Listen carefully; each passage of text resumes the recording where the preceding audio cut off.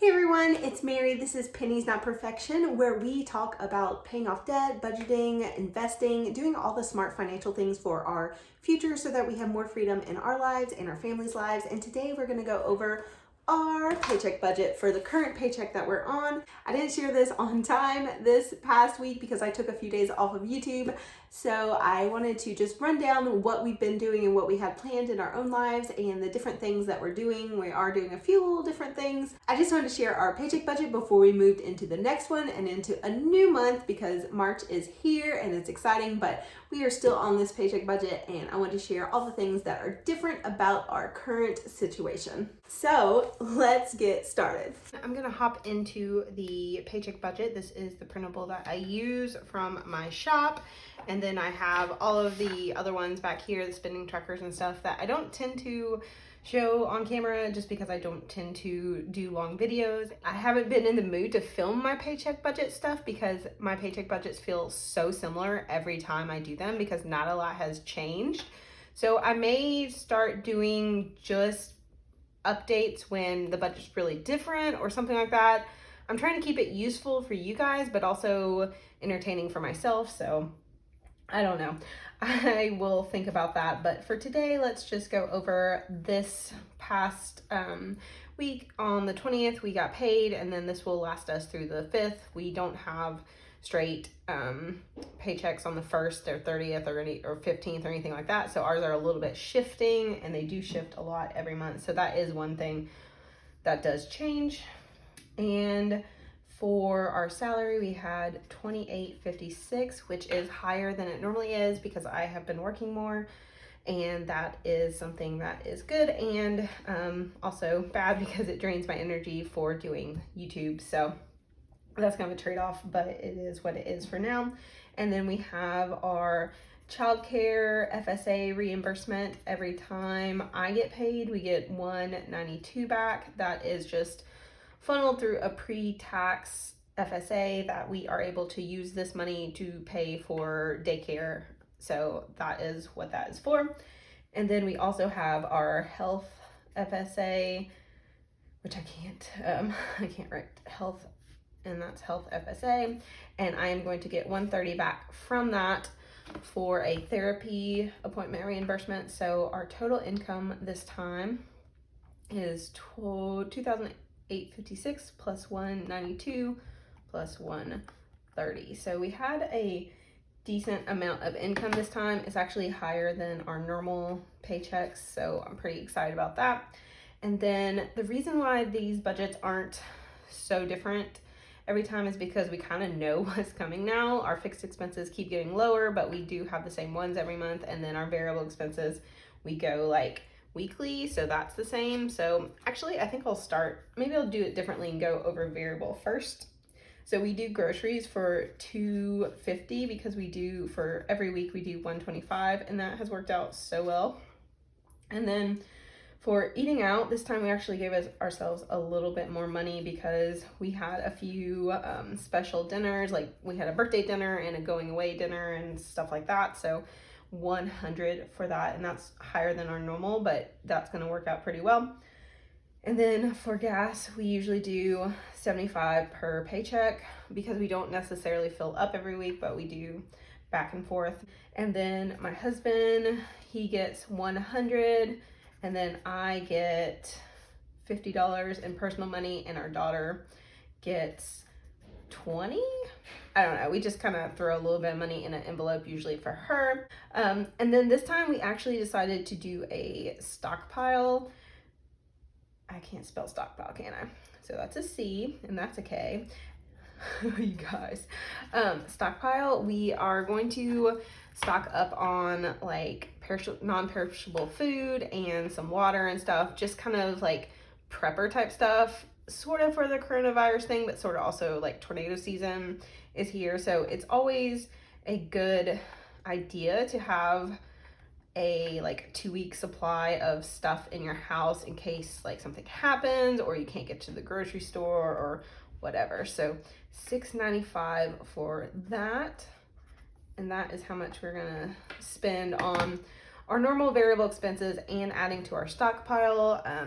We actually decided to do this because we realized, I think like a week or so ago, my company has had talks about the coronavirus and it coming here, and it's already interrupting our supply chain. So we are just kind of looking ahead and kind of thinking, what would happen if that becomes a bigger deal than it currently is. And also the stockpile thing is really bugging me, so I'm gonna have to fix that. So I know I always like will cross out stuff and change stuff, but that was bugging me.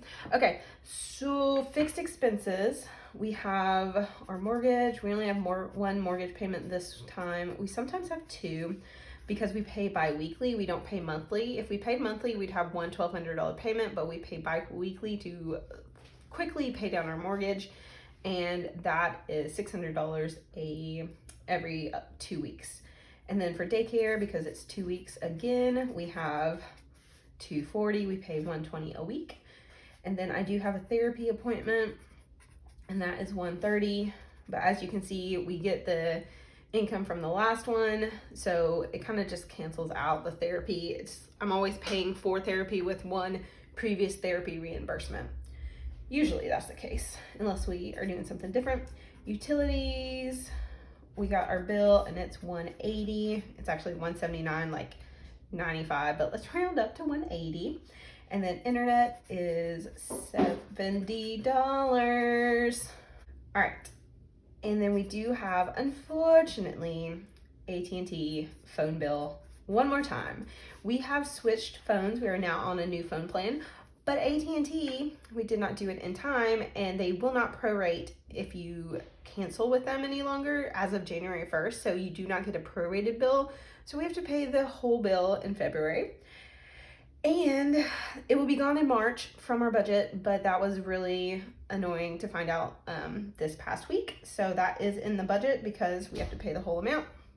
And then I am going to do a video about switching phones, and that will be part of it. Leaving AT&T was not hard, but it was annoying. So security, $25. That's our security system at home. And then we have a couple investment things. So our 529 plan for our daughter's college is $25. My Robinhood account gets $10 just for fun. And that is dividend investing that I'm doing. And of course the markets are crazy right now, but I am still, of course, gonna keep putting money in there. And then Ellevest is also a long-term investment account that I put $10 in from my paycheck. So I also have a gym membership. That is something I'm trying to get rid of, but it is $150 and that has to be paid this time. I'm trying to get it down to, I'm staying at the same gym, hopefully, unless they drive me insane. And right now it's $150, but I'm trying to get it down to like $60, which is another plan at the gym, and it's so much cheaper. It cuts out some of the stuff I can do, but it's way cheaper. And I'm hoping that he lets me out. Otherwise, we do $150 until May, and we'll see how that goes.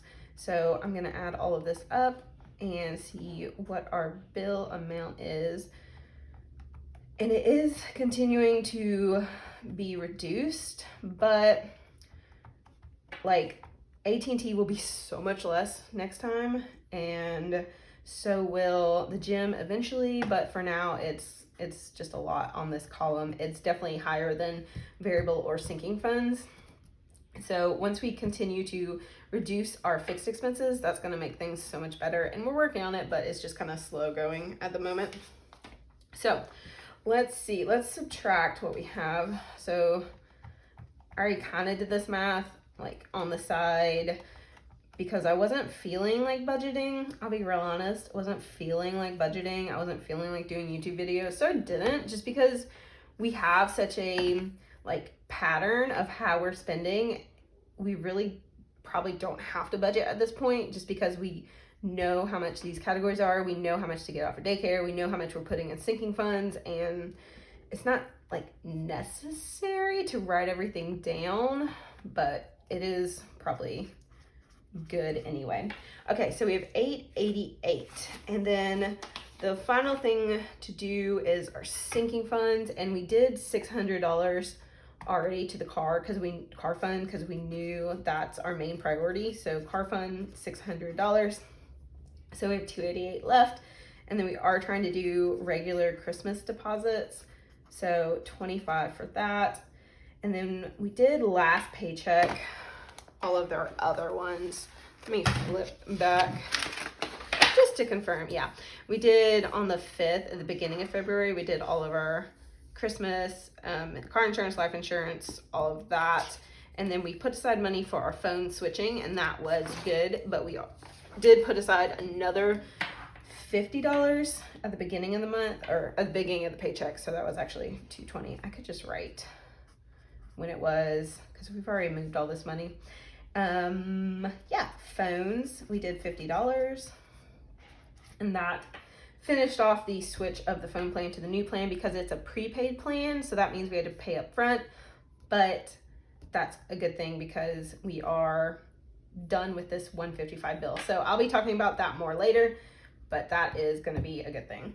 And then pets, they need some money, so they're getting $50.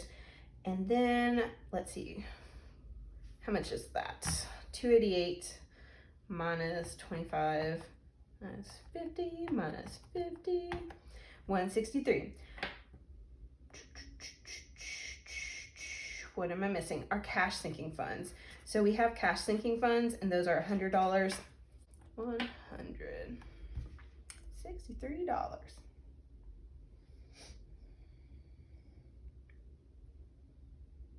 Oh, I forgot the final one that we did is a house fund. We are trying to save up a little bit to do some minor cosmetic repairs. So that leaves us with $13, which is on our range of buffer that we like to do in case I've missed something. But like I said, we're doing pretty good at sticking with all of our variable spending expenses, and we're not really going crazy. I haven't picked back up any shopping or anything. I haven't, they are opening a new store near me that I like, so I am a little worried I might go in there, 85, go in there a little too often, but we'll see. Plus 13, let's make sure, yep, that equals that.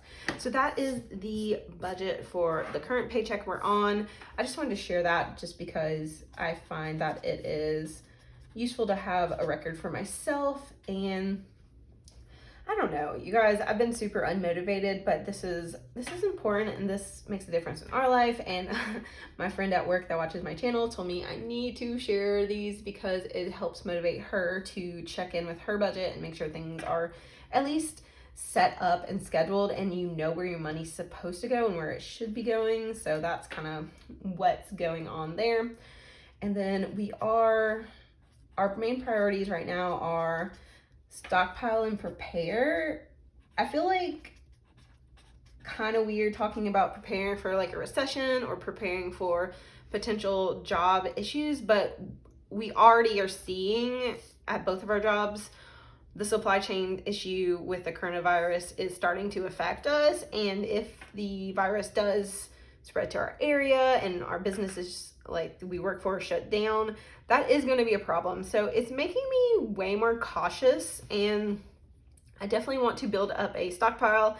I think my husband has a spreadsheet, so I may do a video about what we're doing and what we're piling up if you guys are interested.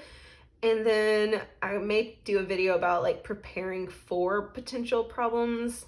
I kind of have a plan in my head, but I haven't really fully fleshed it out. So if you're interested in hearing what we're doing and just our preparations, let me know, because I can do something on that.